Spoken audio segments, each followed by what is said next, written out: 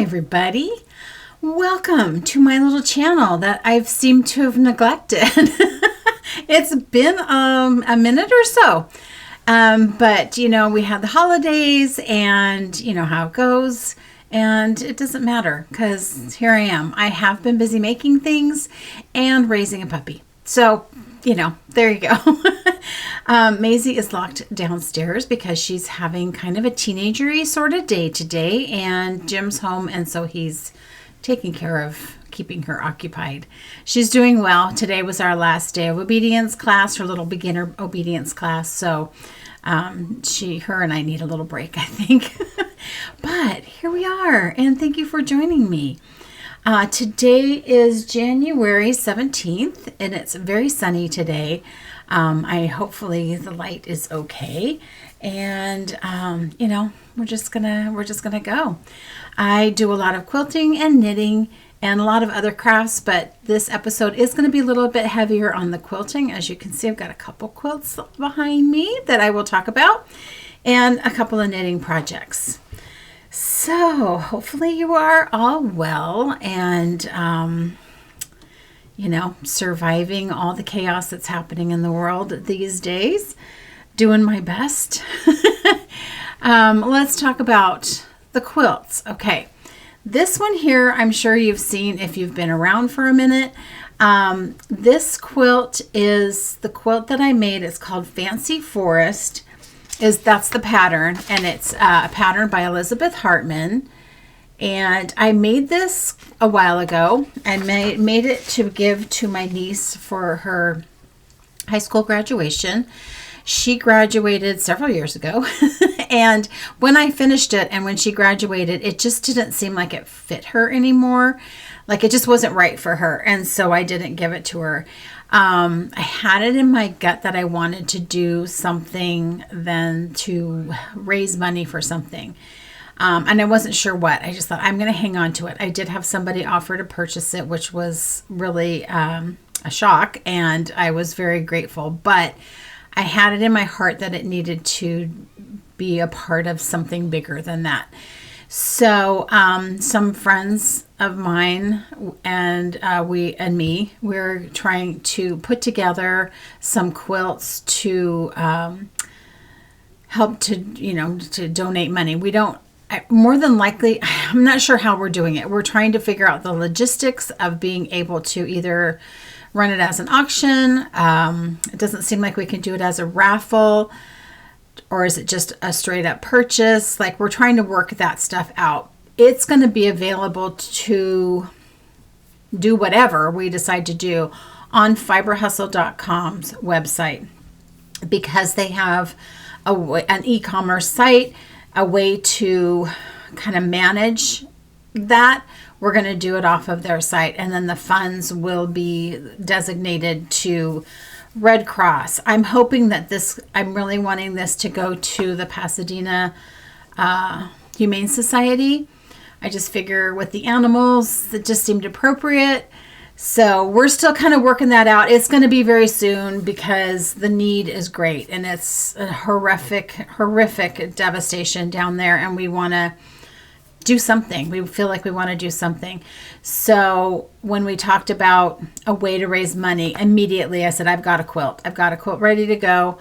It had already been quilted. I had sewn the binding on the front, and I just needed to stitch it to the back, which I did last week. So it's a brand new quilt, never been used. There will be pictures, there will be information on fiberhustle.com. So I urge you to visit their site, to follow them on Instagram or wherever you follow. And when the information becomes available, we will make sure that we put that out there. So that's kind of coming out of hiding, and I feel really good that this is what it is meant to be used for.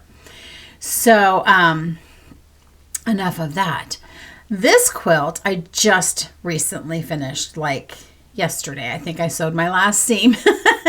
So let me turn my camera a little bit so you can see it maybe a little better. This quilt is a quilt that I kept seeing on Instagram. I think I just kept seeing it on Instagram because I'm not on anything else. And it just kept drawing my eye. And I'm like, I don't know why. I kept going like, I really love this quilt. And so I went ahead and bought the pattern, and I bought the fat quarter colors that they used in the original pattern. The pattern is All the Good. So it's All the Good quilt pattern. Boop. And it is by, there's another picture of it, Jittery Wings. And so I ordered the fat quarters that she used in the original because I'm like, I want this quilt. And so I was just like so excited, and I got the pieces that I needed to make made, which were super easy. It's some flying geese and half square triangles and some rectangles. Super, super easy. It's all about how those colors are placed. So I got that far, worked on putting together a couple of other quilts in the meantime, and then got back to this. But what I didn't really, I guess, absorb into my brain was that this was really improv piecing, which means that you're not really following a guideline. You're not like, it's not saying put this here, put this here. It's sort of like, you have these pieces, put them together however you want. Now with an art quilt, something that's more like that, I feel like I can do that, but improvisational piecing it just makes my brain hurt. And I tried to lay things out because I really wanted it to look like this. I just really loved this. And you sort of get this motion in it. And I just wasn't achieving that. So what I ended up doing was followed this picture piece by piece. I went across and laid out the pieces the best I could. And as I got a row done, I put a piece of highlighter tape over it. Like, you did that. Do the next one. You did that. And I slowly made my way through it. Now it's not exact because as you can see down here, it was more in the greens and teals, and I had a lot of like pinks and stuff left for some reason. I mean, I tried to follow it as best I can. I tried putting together pieces, colors that seemed like she did here, and it was really, really a challenge for me. I've made a ton of quilts, and improv piecing is definitely one style that I just can't seem to wrap my brain around. And I just figure, you know what, that's just not for me. But I have this. I already had the pieces made. Let's just go for it. And so it was a pretty painstaking process of just putting in putting each little piece across and then make the next row and just slowly put it together, as well as having a puppy. Did I mention that part? And so it was slow going, but it got done. So now I just need to quilt it, but the top's at least finished, and it's beautiful. It's bright, it's cheery, it's beautiful. I'm glad I did it. I'm glad I stuck with it. I know that I won't pick up another pattern like that because it just is not something that I enjoyed putting together.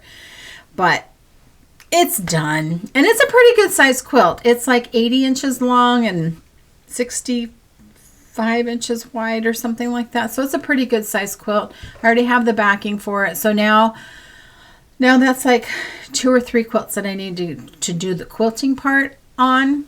So I will be working on that probably after QuiltCon. So I am going to QuiltCon, which is a quilt festival, like you do a yarn festival, but it's quilts. You have quilts that are hanging, quilts that are judged, and so it's a juried show, and you get a lot of really, really high quality quilts, and it's just really inspiring. Meeting up with a bunch of friends, and we're going to stay for several days down in the Phoenix area to go to this show, and I'm doing some volunteering and just gonna be at a quilt show. So I'm not aiming to get that done until probably after that, because I've got another project that I'm currently trying to work on. So you probably, if you're one of the cool kids, you probably have heard of the make-along that has been spearheaded by Fiber Hustle, Needles at the Ready, and Piece for Piece Quilting. I mean, like anybody, it's a no prize make along. You can do whatever you want, but the whole idea is to make something out of a book or publication that you already have. And so a lot of people are doing knitting, which is great. I don't have knitting pattern books. I have knitting technique books, but I don't have publications that necessarily have patterns in them. And I tossed around doing a couple of different things, and I thought, you know what, I can always do a quilt. And our group of people that are going to QuiltCon, what we're going to do is like a white elephant exchange. So a lot of times when we've gotten together, I know I've like made a little something for everybody. So we'll call it kind of like a house gift, just because I like to make things for people. And so this year, what we're going to do, instead of doing that, is we make one thing and we're going to do the whole white elephant exchange kind of thing like you do at the holidays, where everything gets a number, you pick a number and you do all that. So whatever you make, you don't know who's going to end up with it. And it makes it really exciting. So I can't really show you what I'm making, but I show you what I'm making it out of. So I am making it out of the October, 2006 Quilters World magazine. Yes, I've had this since 2006. So there was something in here that made me keep this. And I don't know if it's the actual quilt that I'm making or if there was something else. But at the time I kept it. I started going through books. I started going through magazines. And I think I found something that I'm very excited to make.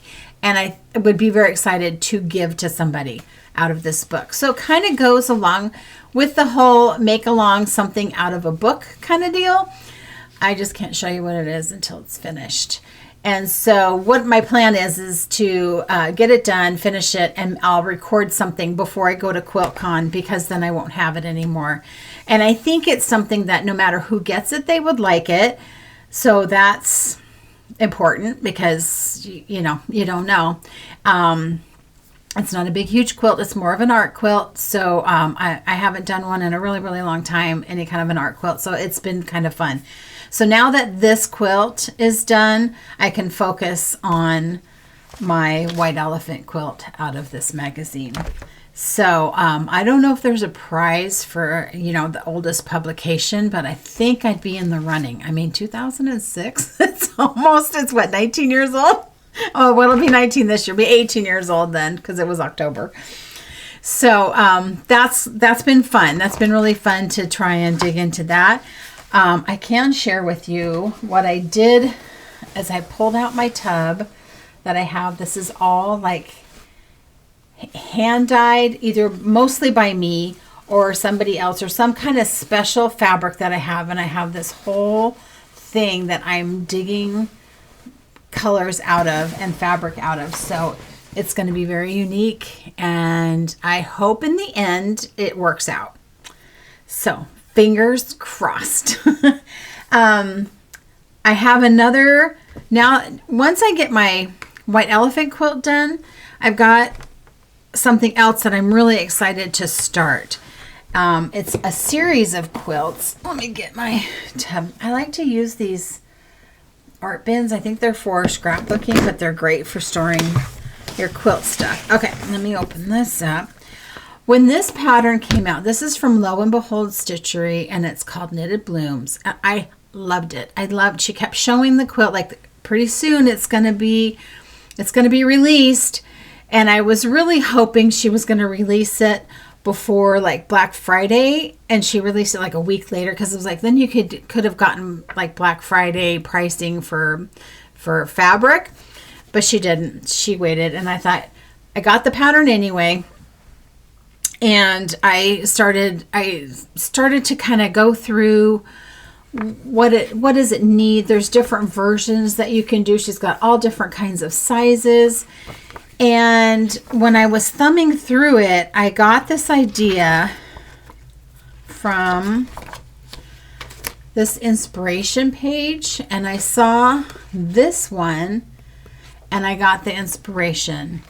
So what this inspired me to do, instead of making one big quilt, because obviously I've got quilts. I don't really need any more quilts, but I do enjoy making them.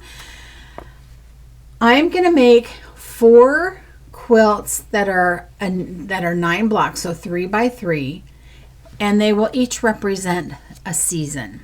So this one, that one that I just showed you, inspired me to think about, like, that looks very wintry, and I thought, oh, I could make winter, spring, summer, fall. Right. All you got to do is call. So I am going to do, this is winter, so I've got a blue, a really nice almost navy blue, and some low volume prints. So it's white. There's little prints on it, but it'll look very wintry because of the blue and white. So that's going to be winter. This is going to be spring. So it'll have this yellow background, really light creamy yellow, and these pastels. So that'll be spring. The idea is all these quilts will be the same size. And so when I make a rod or a space to hang it, I just change the quilt, and it'll just stay in that same space, but it'll just change based on the season. I think it's a really good idea. I've wanted to do something like that for a really long time. This will be summer as of now. So I have a white background and some brighter kind of summery colors. And fall I'm having an issue with, which is weird, but I'm trying to figure out fall. So I figure fall might be the last one I make. But I thought a purple background, because you got to throw some purple in there. I have like this greenish olive color. This is like a reddish orange. This is a gold.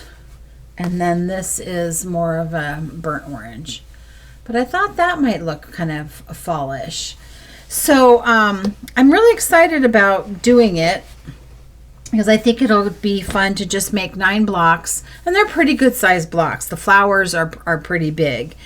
So if I made that size, it's about a 57-inch square. So it ends up making a decent sized wall hanging. And I've got the wall space, so it'll be fun to make something that I can just change out based on the seasons. And it's like the same quilt but different. So that'll be fun. That's going to be coming up more than likely, like I said, after QuiltCon. So QuiltCon is like the third weekend of February.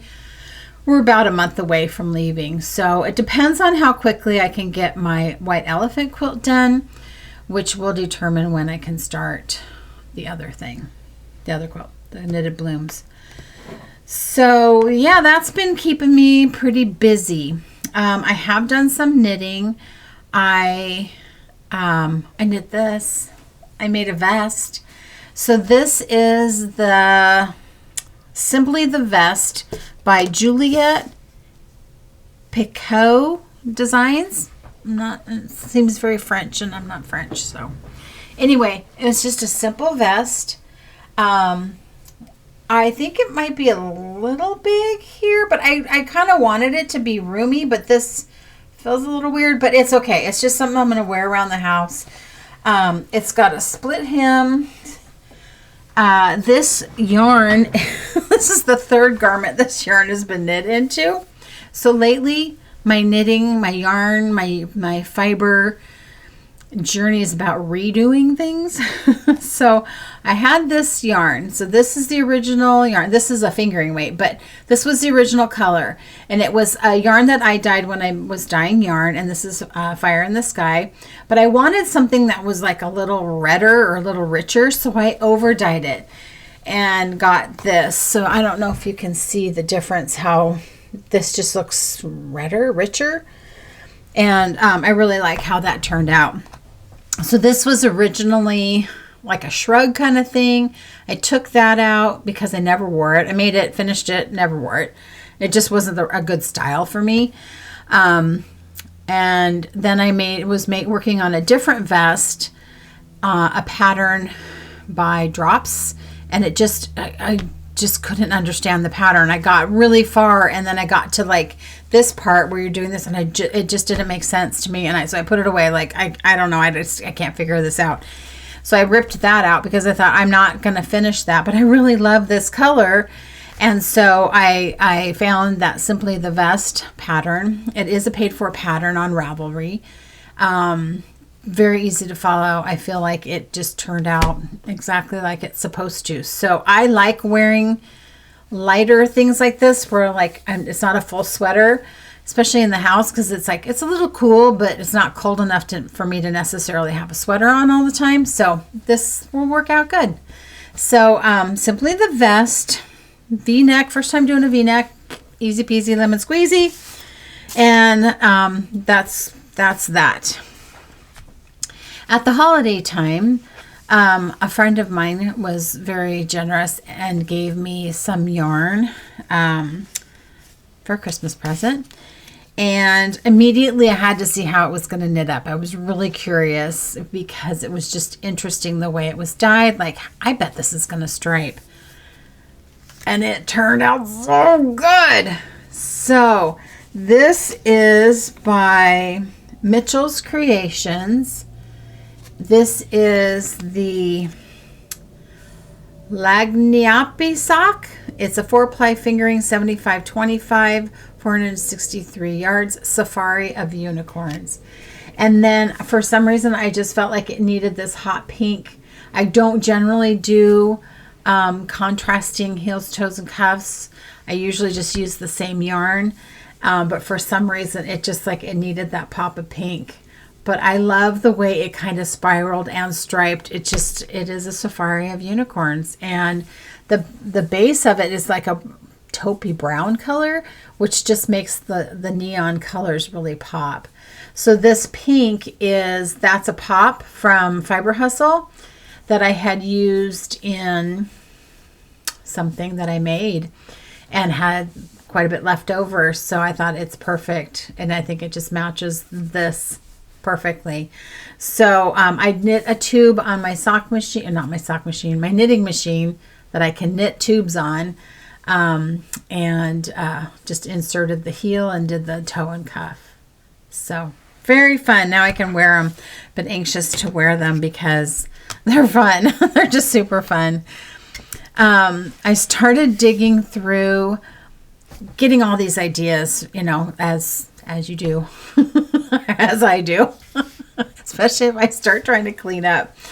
And I had this idea of using up, I have like small balls of yarn like this was knit into something and I have this left over. Well, what am I going to do with it?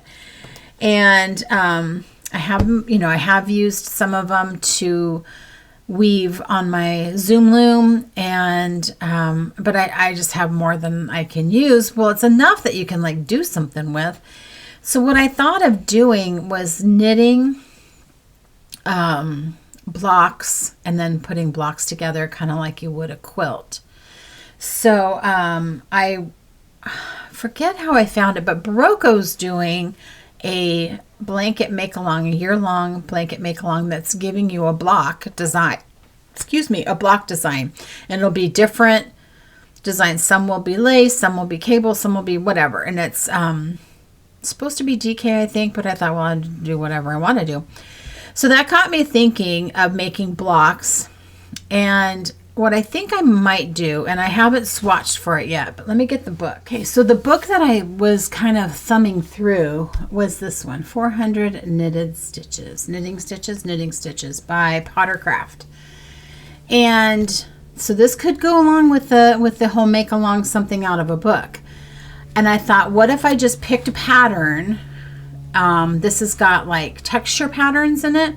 If I just pick a pattern and just make blocks with the different yarns that I have left over, and then when I get a stack of them, mattress stitch them together, whatever, and then I've got a knitted blanket. So what I decided I thought I might do is this one here, because this shows you what the back looks like, and I like the way the back looks as well.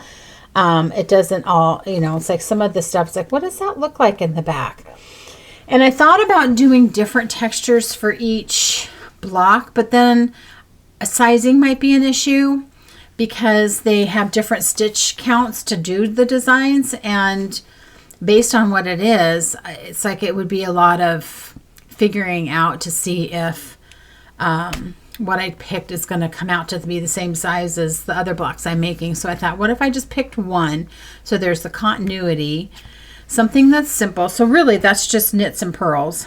Yeah, it's just knits and purls. And I thought it could be portable, because I'm also trying to plan what am I going to work on when I go to Phoenix and go to QuiltCon. Like I'm still going to be wanting to knit either on the plane or when we're hanging out at the house or whatever. And I need a small project. I can't be taking a big, huge project. So I thought about doing that. I'm not like 100% on this one, but I felt like that would make an interesting texture, but yet still keep it simple enough that I could potentially just read my knitting and do it.